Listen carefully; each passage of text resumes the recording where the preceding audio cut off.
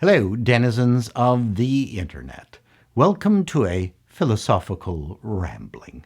This thing called AI is definitely a thing.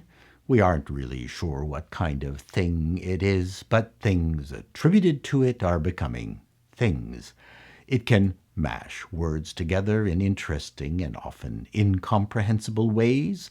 It can sort of write contracts because the precedences are already out there to be folded, stapled, and mutilated.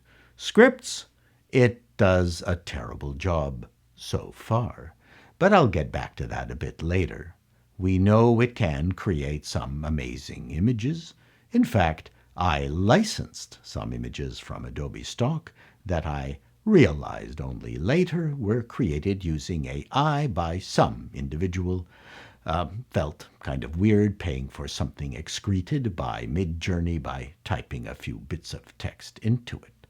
Perhaps, if I can find the time, I could make them myself. And it looks like YouTube will be offering this kind of service to us creators in the future.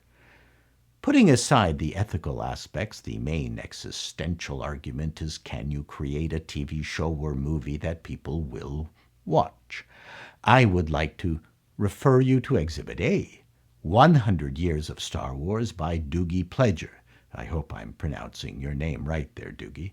It's a clever conceit.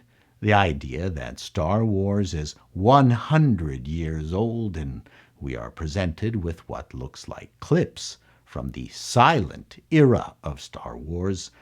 You can watch the video yourselves, but look at these stills. They are reminiscent of the H.G. Wells' 1901 First Men in the Moon silent film. This short video was created using AI. I think it's brilliant. My good friend and film critic Chris Gore commented, questioning it, and I asked him a simple question. Were you entertained by it? With all its flaws and obvious image morphing issues, were you entertained? Chris wrote back, yes. And so it passed my version of the Turing test. The Turing test, also called the imitation game, is a test of a machine's ability to fool a human into thinking they are interacting with an intelligence. My test is much simpler. Were you entertained? In discussing this with others, I already received pushback because it was just a short bit of fluff and it used borrowed material. But that doesn't matter. One, because everything starts small. 30 seconds of 3D animation in the late 80s of some simple triangles, squares, and balls moving about the screen that took weeks to render was captivating. I know I was there. Two, there are already many AI-generated videos on YouTube that are presently entertaining us. This one caught my attention because it was so well conceived, and I would watch a full-length 1920s silent meta version of Star Wars with a good story and this art direction. It was charming and delightful in a way nothing Lucasfilm, since Disney kidnapped them, has come close to achieving. As a side note, I would love the studios to give us a 1940s Batman, Superman, the Angel, Khazar the Great. Is it stunting? Absolutely. But if it puts bums in seats, who cares? My point, which will surprise no one, is that the genie is out of the bottle. How people will use and abuse AI only time will tell. Would the Humphrey Bogart estate love to get some extra cash by licensing the likeness of Bogey? The Göteborg Film Festival is going to produce and debut an AI-altered version of Ingmar Bergman's Persona.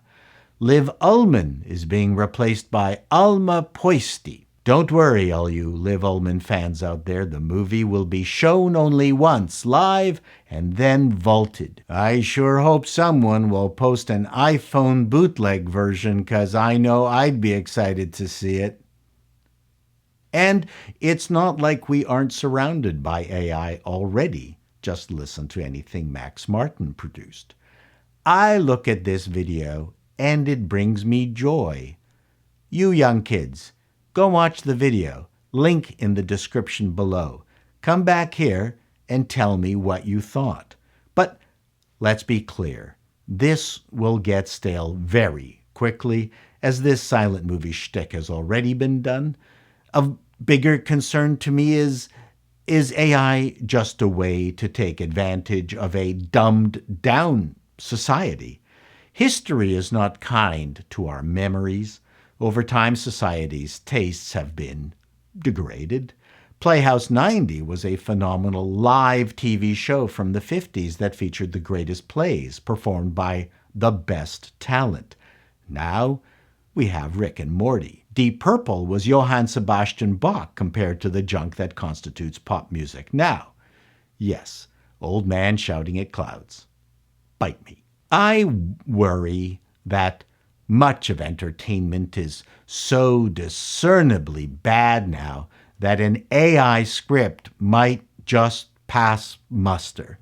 I'm not certain the younger generation would have the patience to sit through a Paddy Chayefsky festival featuring Marty, The Hospital, Network, and Altered States. AI could very well be arriving at the opportune intersection of numbskull and stupid. But I am unapologetically sticking with my mantra. Are you being entertained? I'm just concerned about how low the ceiling will drop. I look forward to your comments. Till next time, denizens, be seeing you.